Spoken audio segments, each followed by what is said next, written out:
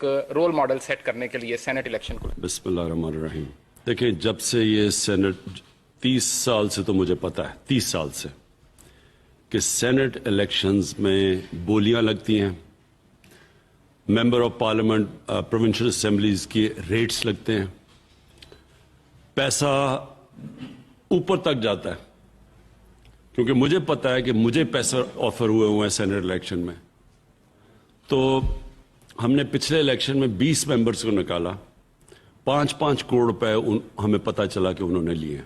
Committee بیٹھی، committee نے پوری تحقیقات کی اور کمیٹی نے مجھے ریکمنڈیشنز دی کہ 5-5 کروڑ روپے ہمارے ممبرز نے لیے ہیں جن کو ہم نے پارٹی سے نکالا. سارے پولیٹیکل لیڈرز کو بھی یہ پتا ہے، پولیٹیشنز کو بھی یہ پتا ہے، کیونکہ ابھی سے ہی ریٹس لگنی شروع ہو گئی ہیں، آفرز مل رہی ہیں. ہمیں پتا ہے، ہمیں یہ بھی پتا ہے کہ کتنی ریٹ لگ رہی ہے، کس اسمبلی میں کتنے آ کے لوگوں کے ضمیر خریدنے کے لیے کتنے پیسے لگ رہے ہیں.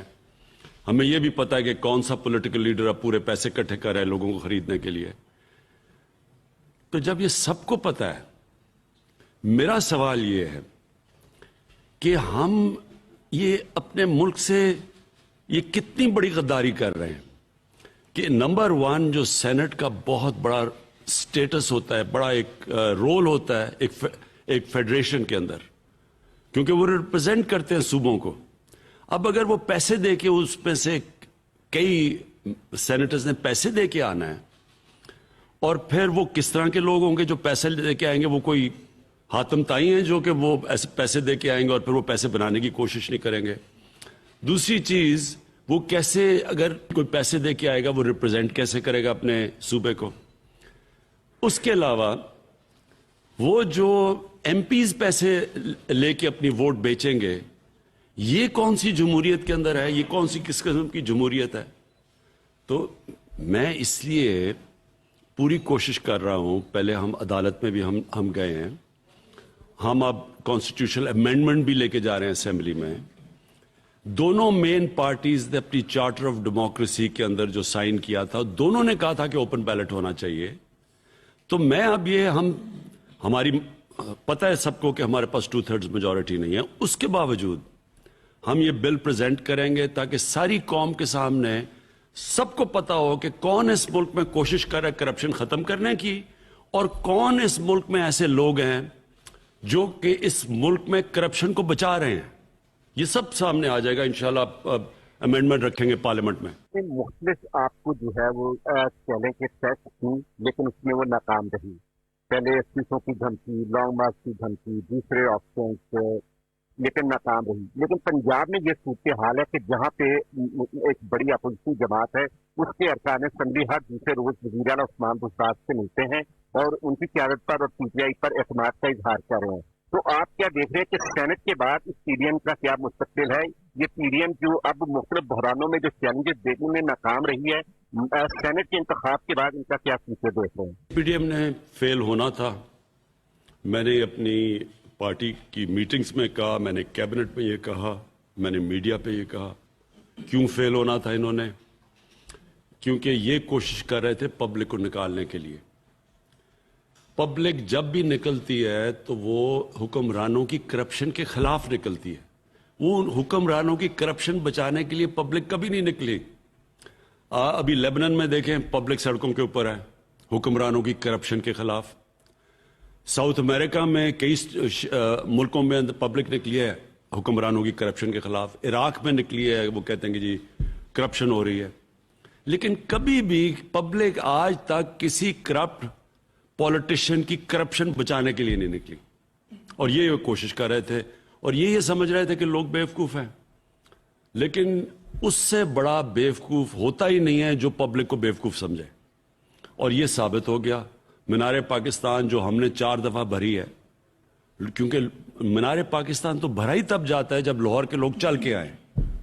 تو جب لاہور کے لوگ نہیں نکلیں گے، آپ جتنے مرضی باہر سے قیمے کے نان کھلا کے لوگوں کو لے کے آئیں، کبھی بھی نہیں بھرا جاتا. تو یہ جو فلاپ ہوا ہے پی ڈی ایم، اس نے ہونا تھا. سارے ملک کے بڑے بڑے ڈاکو اکٹھے ہو کے مجھے بلیک میل کر رہے ہیں کہ جی آپ کی گورنمنٹ گرا دے گی اگر ہمیں آپ این آر او نہیں دیتے، یعنی ہم نے جو ڈاکے مارے ہیں ہمیں معاف نہیں کرتے. تو اس نے تو فیل ہونا ہی تھا. اور یہ آگے بھی ان کا یہ اپنی پارٹیز اکٹھا رکھتے ہیں جی حکومت کل جا رہی ہے, حکومت پرسوں جا رہی ہے, حکومت 2 مہینے میں, تاکہ ان کی پارٹی اکٹھی رہے, کیونکہ نظریہ تو ہے ہی نہیں. کسی پارٹی کا لیڈر ریولوشنری بننے کی کوشش کر رہا ہے, خود دم دبا کے بگوڑا ہو کے لندن بیٹھا ہوا ہے, بیٹے اس کے باہر بیٹھے ہوئے ہیں, وہ جواب دے نہیں رہا, سپریم کورٹ میں کنوکٹڈ ہے, اور وہاں بیٹھ کے وہ سمجھ رہے کہ انقلاب آ جائے گا. ٹرانسپیرنسی انٹرنیشنل کی رپورٹ آئی, ویسے تو پرسپشن بیسڈ رپورٹ ہوتی ہے, لیکن سم ٹائم پرسپشن جو ہے وہ ریالٹی سے بھی زیادہ اس کی ویلیو سمجھی جاتی ہے. 2 چیزیں جس کے اوپر باقی چیزیں تو سامنے آئیں, لیکن ایک ڈیموکریسی اور ایک جو ہے وہ جو رول آف لا ہے, اس کے اوپر پوائنٹس جو ہے وہ کم ہوئے ہیں پچھلے 2 سالوں میں. تو کیا سمجھتے ہیں کہ ڈیموکریسی پارلیمنٹ کا جو کردار تھا وہ پورا اپنا, ظاہر ہے پارلیمنٹ میں جو اپوزیشن ہے انہوں نے پہلے دن سے ہی جس طرح کا کردار ادا کیا, اور ساتھ رول آف لا کے حوالے سے ساتھ پولیس جو ہے اس کا بڑا کردار ہے, تو یہ ان میں پوائنٹس کیوں کم ہوئے, کیا سمجھتے ہیں آپ؟ پارلیمنٹ چلتی کیسے ہے؟ پارلیمنٹ کے اندر ایک گورنمنٹ ہوتی ہے, ایک اپوزیشن ہوتی ہے. پارلیمنٹ چلتی ایسے ہے جب اپوزیشن کا کام ہوتا ہے کہ ملک کے مسئلے مسائل کی نشاندہی کرے, اور وہ گورنمنٹ کو مسلسل پریشر میں رکھے عوامی مسئلوں کے اوپر یا قانونی مسئلوں کے اوپر. لیکن کبھی ڈیموکریسی ایسے بھی چلی ہے کہ اپوزیشن اکٹھی ہو کے کہے کہ ہماری چوری معاف کرو, ہمیں این آر او دے دو, نہیں تو ہم چلنے نہیں دیں گے. اور جو انہوں نے کیا آپ کے سب کے سامنے ہے کہ پہلے دن سے شروع ہو گئے, کبھی الیکشن ٹھیک نہیں ہوا, اس میں ہم کہیں ٹھیک ہم تیار بیٹھے ہیں کھولیں الیکشن, کبھی کہیں جی معاشی حالات برے ہیں, وہ معیشت کے تو ذمہ دار ہی ہیں, تو وہ ہمارے سے پوچھ رہے ہیں جی کہ یہ دیکھیں قرضے یہ چڑھ گئے ہیں, اور ہمارے سے پوچھ رہے ہیں اور پریشر ڈال رہے ہیں کہ این آر او دے دیں. پھر فیٹف کے اوپر انہوں نے سب سے زیادہ بلیک میل کیا, کیونکہ فیٹف کے اندر ملک بلیک لسٹ ہو سکتا تھا, اور بلیک لسٹ کا مطلب کہ سینکشنز لگ سکتی تھی, تو انہوں نے اس کے اوپر پھر ہمیں بلیک میل کرنا شروع, اور پھر باقاعدہ لکھ کے دیے کہ 34 شکیں چینج کرو 38 میں سے, یعنی نیب کو ختم کر دو. تو جمہوریت تو نہیں چلتی ایسے. جمہوریت تو اب چور اکٹھے ہو جائے اور کہیں جی ہماری چوری چھوڑ دو, نہیں تو ہم گورنمنٹ گرا دیں گے, تو یہ تو جمہوریت نہیں چلتی. اور اس لیے وہ ٹھیک کہہ رہے ہیں, پارلیمنٹ کے اندر جس طرح کی ڈیبیٹ اور گفتگو ہونا چاہیے تھا, جو کنسنسس بلڈنگ ہونی چاہیے تھی, وہ ہوئی نہیں. میرا نام میاں اسلم ہے پرائم منسٹر صاحب, میں ایکسپریس ٹیلی ویژن سے ہوں. میں کچھ نام آپ کے سامنے لوں گا اور ان ناموں پہ میرا سوال بیس کرے گا. بیرسٹر شہزاد اکبر, مراد سعید, ڈاکٹر شہباز گل, یہ ایسے نام ہیں جو فرنٹ لائن پہ ڈیفینڈ بھی آپ کو کرتے ہیں اور اپوزیشن کا بھی بڑی تنقید کا نشانہ بنتے ہیں, کورٹ میں بھی ان کے ہر دوسرے دن پیشیاں کرتے ہیں. دوسری طرف انہیں پارٹی کے اندر بھی کچھ حملوں کا سامنا رہتا ہے, مخالفت ہوتی ہے. سیم جیسے عثمان بزدار صاحب کو آپ لے کے آئے ہیں, کووڈ میں انہوں نے جس طرح کام کیا, دوسرے انہوں نے کام کیے, وہ پتہ چلتا ہے کہ ہر تیسرے ماہ جو ہے وہ کوئی 8-10 لوگ جو ہیں وہ چیف منسٹر بننے کے جو ہے وہ چکر میں ہے. تو آپ اس میس میں کہ اپنے لوگوں کو کس طرح پروٹیکٹ کریں گے؟ اپوزیشن اور خاص طور پہ ان کے جو بڑے بڑے نامور ڈاکو جب یہ تنقید کسی کی کرتے ہیں تو وہ اس کا اعزاز ہوتا ہے. یہ جب مجھے تنقید کرتے ہیں نا یہ سارے ہر روز شام کو بڑے بڑے ڈاکو بیٹھ کے, تو میں سمجھتا ہوں کہ میں کچھ تو کام اچھا کر رہا ہوں ملک میں. اگر یہ میری تعریف کرے تو میں اپنی توہین سمجھوں, کیونکہ یہ انہوں نے 30 سال سے 35 سال سے اس ملک کا خون چوسا ہوا ہے. تو اگر وہ ہمارے لوگوں کی تنقید کرتے ہیں, فردوس کی, اس کی, شہباز کی اور مراد سعید کی, تو یہ تو ان کے لیے بہت بڑا اعزاز ہے. اس کا مطلب یہ جہاد کر رہے ہیں ان چوروں کے خلاف. اور جہاں تک اندر ہے, بدقسمتی سے یہ تو ہوتا ہی ہے پالیٹکس میں, اندر ایک پارٹی کے اندر بھی کمپٹیشن چلتی ہے, کیونکہ یہ کوئی ریجیمنٹیشن تو نہیں ہوتی ہے, کوئی ایک ڈکٹیٹرشپ تو نہیں ہے, تو اس میں تو یہ چلتا رہتا ہے, اس کی کوئی فکر نہیں کرنی چاہیے. پی ایم صاحب, میرا نام محمد شاہد چودھری ہے اور میرا تعلق 92 نیوز لاہور سے ہے. پی ایم صاحب کہتے ہیں کہ زمانے بھر کے جو معتبر ہیں وہ خود لرزتے ہیں آئینوں سے, کوئی تو ان کا حجاب پلٹے, میں ان کا روزے حساب دیکھوں. آپ نے ان کے حجاب پلٹے ہیں جو قبضہ مافیا تھا, जो सियासी माफिया था, इतनी उनके ऊपर आपने हाथ डाला। पहले साल हजारों एकड़ आपने और सीएम साहब ने जबरदस्त कब्जा माफिया के खिलाफ ऑपरेशन किया और जबरदस्त एक्शन लिया। फिर बीच में कुछ खामोशी आ गई। अब आपने फिर से कब्जा माफिया के ऊपर बड़ा जबरदस्त हाथ डाला है। लाहौर में खोखर पैलेस हो, दीगर कब्जा माफिया हो, बहुत जबरदस्त ऑपरेशन है। कहीं ऐसा तो नहीं कि बाद में दोबारा से फिर से ये कब्जा माफिया जो है चंद माह के बाद दोबारा से फिर एक्टिव हो जाए? इस हवाले से क्या इकदाम करें?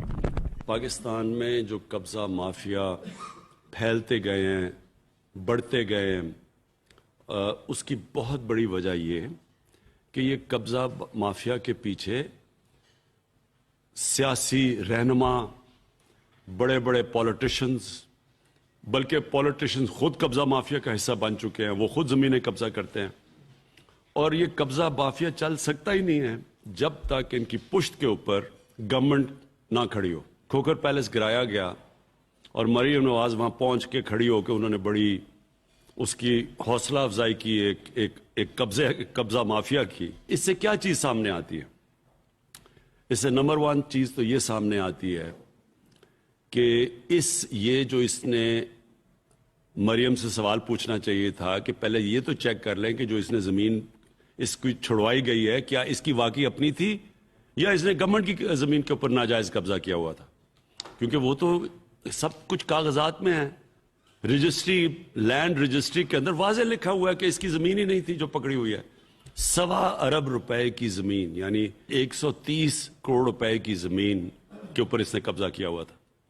और वो मुल्क की जो अपने आप को फ्यूचर लीडर कहती है और एक करप्ट आदमी जो कि मुल्क से फरार हुआ हुआ पैसे चोरी करके, उसकी बेटी उसकी हिमायत कर रही है जिसने 1.25 अरब रुपए की गवर्नमेंट जमीन के ऊपर कब्जा किया हुआ था। इससे क्या साबित होता है कि पहले तो ये सारा जो कब्जा हुआ था वो इनकी गवर्नमेंट के दौरान हुआ था और इन्होंने इसको पूरी प्रोटेक्शन दी इस कब्जा माफिया को।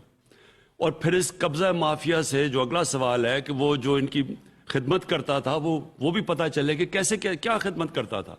इसका मतलब कि ये पहले कब्जा ग्रुप की पुश्त पे खड़े होते हैं, फिर उससे फायदे उठाते हैं।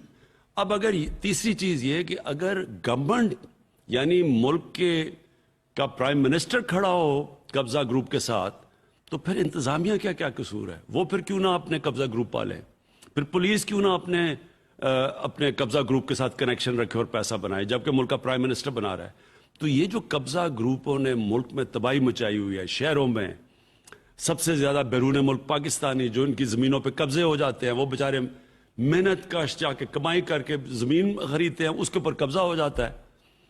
ये इसलिए होता है कि पीछे इनके ये बड़े बड़े डाकू जो पॉलिटिशियंस हैं ये खड़े होते हैं। तो इंशाअल्लाह पॉलिटिशियंस के पीछे भी इन किसी बड़े बड़े डाकुओं को हमने नहीं छोड़ना, कोई एनआरओ नहीं मिलेगा, और इनके जो नीचे बैठे हुए कब्जा ग्रुप इनको भी हमने किसी को नहीं छोड़ना। मेरा एक सवाल आपसे मौलाना फजलुर रहमान के ऊपर क्लिक होगा। पीडीएम बनी, आपकी हुकूमत के खिलाफ 11 जमातों ने पीडीएम बनाई, मौलाना फजलुर रहमान को उसका सरबराह बनाया। इस्तीफों से बात होती हुई अब फॉरेन फंडिंग तक पहुंच चुकी है। पीपल्स पार्टी और नून लीग से नाला होकर मौलाना फजलुर रहमान ने यह स्टेटमेंट दिया कि अगर फैसले मरियम और बिलावल ने करने हैं तो वो पीडीएम के सरबराह क्यों हैं। उसके बाद साथ ही आपने उनके ऊपर फॉरेन फंडिंग और कुछ गैर मुल्की ममालिक से इमदाद के हवाले से, फंडिंग के हवाले से भी केस इलेक्शन कमीशन में डाल दिया। आपको क्या लगता है कि मौलाना फजलुर रहमान अब पीडीएम के सरबराह रहेंगे? क्या देख रहे हैं कि वो फॉरेन फंडिंग का सामना करेंगे या आपकी हुकूमत के खिलाफ एहतजाज करेंगे? फॉरेन फंडिंग का एक ऐसा हुआ कि इन्होंने तहरीक इंसाफ को फंसाते फंसाते सारे खुद फंस गए। जितना भी आप यानी फॉरेन फंडिंग क्या, आप जो अकाउंट्स हैं पॉलिटिकल पार्टीज के, मुझे बड़ी खुशी हुई है कि इन्होंने ये उठा दिया है। अब हम चाहेंगे कि ये अपने मंतकी अंजाम तक पहुंचे। सारी पार्टीज की फंडिंग की पूरी स्क्रूटनी की जाए इलेक्शन कमीशन, और जब ये स्क्रूटनी करेंगे, मैं आज आपके सामने पेशन गोई करता हूं कि एक पार्टी के सबसे बेहतरीन अकाउंट्स मिलेंगे, उस पार्टी का नाम है तहरीक इंसाफ, जिसने बाकायदा पॉलिटिकल फंड रेजिंग की है, जिसने जिन डोनर्स ने पैसे दिए हैं उनके पता है, एड्रेस। 40,000 हमारे पास डोनर्स के नाम है। कोई भी उनको कांटेक्ट करके पूछ सकता है कि वो उन्होंने पैसे दिए या नहीं दिए। میں چیلنج کرتا ہوں کہ یہ 1000 نام دے دیں, کوئی بھی ان پارٹی میں سے 1000 کیا 100 نام دے دیں جنہوں نے ان کو آفیشلی پیسے دیے. جیسے ہی آپ پتہ چلائیں گے آپ کو پتہ چل جائے گا کہ ان پارٹیز نے پیسے کیسے اکٹھے کیے ہیں. آپ کو یہ بھی پتہ چل جائے گا کہ اگر فورن فنڈنگ ہوئی ہے تو کس کس پارٹی کی ہوئی ہے, وہ بھی پتہ چل جائے گا. اسامہ بن لادن نے کس کو پیسے دیے, وہ خالد خواجہ کی پوری سٹیٹمنٹ ہے, اس نے پبلکلی اس کی بیوی نے سٹیٹمنٹ دی ہوئی ہے. یہ جو مولانا فضل الرحمان کو کدھر سے کون سے ملک سے پیسے, یہ بھی پتہ چل جائے گا سب کچھ. نواز شریف نے جو منی لانڈرنگ کی ہے اپنی نون لیگ کے جو وہ پارٹی فنڈز کے ذریعے, وہ بھی سامنے آ جائے گا. میں تو بڑا خوش ہوں اور میں چاہتا ہوں, اور سب سے بڑا جو اس وقت مولانا فضل الرحمان ہے, اس کو مولانا کہتے ہوئے دینی مولانا عالم کی توہین ہے. یہ کرپٹ آدمی ہے جو صرف دین کو استعمال کرتا ہے اور مدرسے کے بیچارے وہ طالب علموں کو استعمال کرتا ہے بلیک میل کرنے کے لیے اور پیسہ بنانے کے لیے. یہ بتایا کہ اس کے پاس اربوں روپے کی پراپرٹیز آئی کدھر سے ہیں. لوگ محنت کرتے ہیں, کوئی بزنس کرتا ہے, یہ بیٹھے بیٹھے ہی اربوں پتی ہے. اس کے اور فرنٹ مین کے ذریعے اس کے پیسے, بینامی اس کی جو زمینیں ہیں کدھر سے آئی ہیں, کیونکہ یہ ساری حکومتوں میں بیٹھا رہتا ہے سب کے ساتھ مل کے. کوئی اس کو ہاتھ نہیں لگاتا کیونکہ یہ فتویٰ لگا دیتا سب پہ. سارے اس کو ڈر کے اس سے کوئی پوچھتا نہیں ہے اور یہ پیسے بناتا رہتا ہے. اور یہ سٹیٹمنٹ دے رہا ہے جی نیب کون ہوتی ہے مجھے بلانے والی, کیا یہ قانون سے اوپر ہے؟ یہ جو اس وقت جو پاکستان کے اندر جو آخر میں جو میں بات کرنا چاہتا ہوں, یہ تاریخی جنگ چل رہی ہے, قانون کی بالادستی کی جنگ چل رہی ہے. یہ جو چور ہیں جو کہتے ہیں ہم پاکستان کے قانون کے نیچے نہیں ہیں, سپریم کورٹ فیصلہ کرتا ہے, نواز شریف وہ کہتا ہے میں مانتا ہی نہیں, کیوں نکالا. جو ان کے اوپر الیکشن کمیشن, اس کے اوپر جب اگر ان کے اگینسٹ فیصلہ فنڈنگ میں آئے گا یہ کہیں وہ نہیں ہم مانتے. ان کے اوپر جب نیب کوئی کچھ کہتی ہے وہ نیب کو نہیں مانتے. تو مانتے کس کو ہیں؟ اس کو مانتے ہیں جو ان کے حق میں فیصلہ کرے بس. اور یہ اور حق میں فیصلہ کرواتے کیسے ہیں؟ جس طرح انہوں نے وہ بریف کیس پہنچائے تھے وہ رفیق تاڑر نے جا کے ججز خریدنے کے لیے, جس طرح سپریم کورٹ کے سجاد علی شاہ کے سپریم کورٹ پہ حملہ کیا تھا ڈنڈے لے کے, یہ وہ لوگ ہیں, یہ مافیا ہے. اور یہ جو اب تاریخی جنگ ہے انشاءاللہ یہ فیصلہ کرے گی کہ پاکستان میں قانون کی بالادستی آئے گی. یہ بڑے بڑے ڈاکوؤں کو ہمیشہ کے لیے یہ جنگ ہے, ان کا اصل ٹھکانہ جیل میں ہے, اور جب تک یہ پیسے واپس نہیں کریں گے انشاءاللہ جیل میں رہیں گے. کامیاب کسان پروگرام کے حوالے سے یہ بڑا زبردست اچھا انیشیٹو ہے. ایٹ دا سیم ٹائمنگ جب سرحد پار دہلی میں کسانوں کے ساتھ اتنا ظلم و زیادتی ہو رہی ہے, مودی رجیم میں بہت کچھ ہم نے دیکھا ہے اور یہاں پر سب کچھ الٹا ہے. کسان آپ کی طرف دیکھ بھی رہے ہیں, ایگریکلچر پیکج کب تک آئے گا اور مزید کسانوں کے لیے کیا ہونے جا رہا ہے؟ ہماری پوری کوشش ہے کہ اب ہم ایک پوری ایگریکلچر پالیسی لے کے آئیں جو اگلے 5 سال 10 سال تک جائے, جو کہ ہمارا پورا چینج کر دے ایگریکلچر جو سیکٹر سارا. اس کا ایک بڑا پیکج آ رہا ہے جو ہم نے اپنی پوری ایگریکلچر سیکٹر کو پورا کھڑا کرنا ہے.